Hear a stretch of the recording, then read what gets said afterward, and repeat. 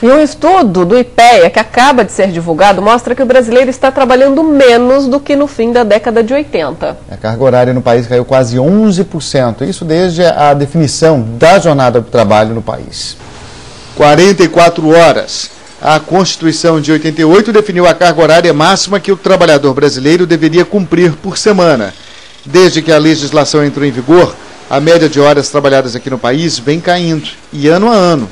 Se no final da década de 80 o brasileiro cumpria as 44 horas previstas na lei, 20 anos depois a média caiu para pouco mais de 39 horas por semana, uma redução de quase 11%.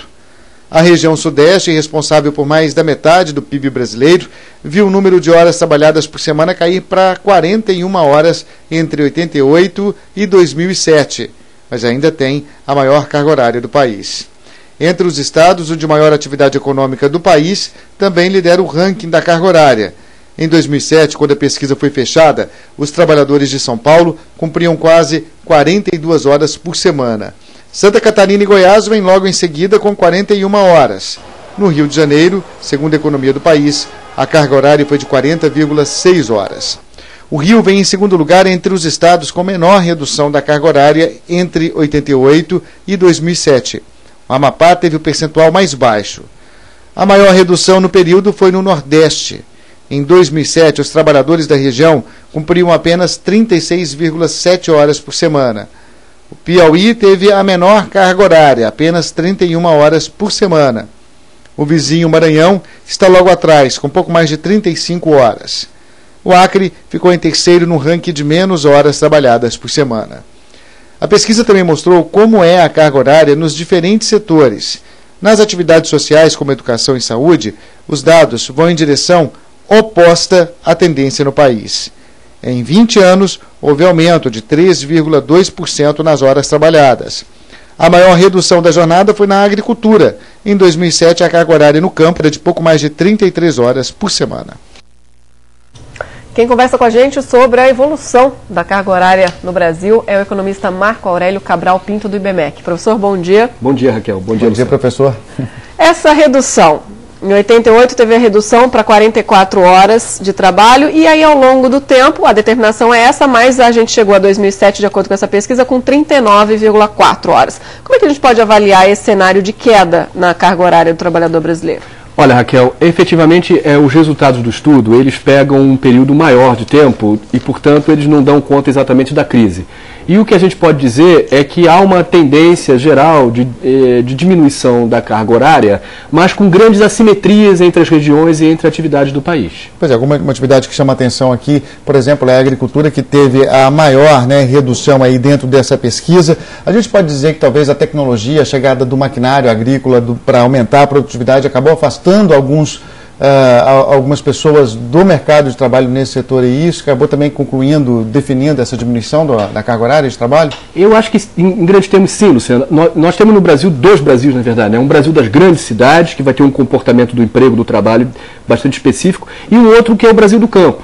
E, efetivamente, esse Brasil do campo, ele experimenta uma redução maior da carga horária do que relativamente comparado com os grandes centros urbanos. Marco Aurélio, Rosana de São Paulo, eu percebi aí que o estudo não fez nenhuma relação direta com a redução da carga horária com a oferta de emprego. Mas essa é uma discussão que surgiu muito forte agora com a crise econômica mundial aqui no Brasil e em outros países também.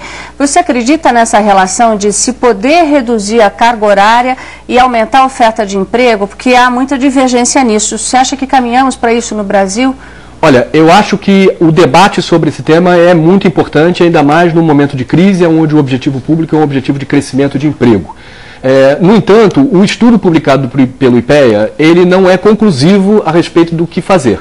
Então, nós vamos ter que assistir aí um aumento do número de pesquisadores se dedicando ao tema e maiores resultados para podermos tomar uma decisão. Professor, o senhor falou no começo que, claro, esse estudo foi até 2007, de 88 a 2007, não pegou esse período de crise agora, mas a gente observou redução no número de horas trabalhadas na indústria automobilística, por exemplo, agora nesse momento de crise, para evitar demissões, houve esse acordo com os trabalhadores.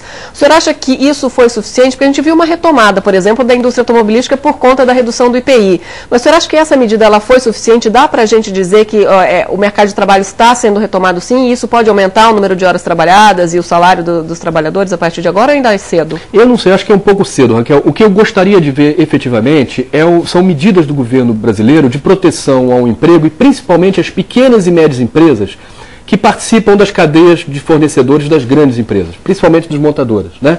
Então nós temos ali boa parte dos empregos de boa qualidade, de empregos relacionados a uma maior possibilidade de construção de um paradigma futuro, como por exemplo, trabalhar menos e ganhar mais, né? Professor, eu queria voltar no assunto de oferta de emprego, porque, repito, é um assunto que interessa muito nesse momento de crise. Quero saber a sua opinião, o estudo não fala disso, mas o senhor acha que a redução da carga horária gera mais emprego, dá mais oferta de emprego ao país? Eu não colocaria este debate em primeiro lugar hoje nas políticas públicas brasileiras. Isso é uma opinião pessoal. Eu acho que nós ainda temos muito que avançar em termos de uma política industrial, tecnológica e comercial e, portanto, aí lidar com os efeitos da crise, do crescimento até o horizonte de 2010, utilizando-se de outros instrumentos.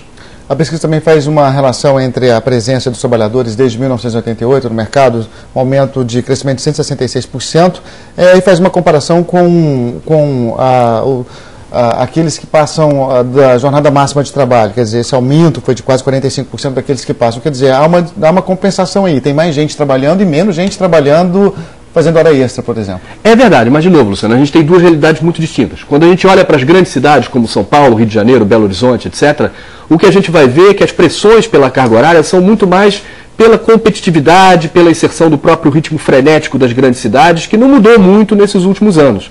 Então, isso também explica um pouco por que a redução foi menor nos grandes centros urbanos. O professor, a gente falou com o economista Marco Aurélio Cabral, do IBMEC, que nos ajudou a fazer essa avaliação aí dos números do IPEA, que acabaram de sair, na verdade. Muito obrigado. Obrigada, bom dia, professor.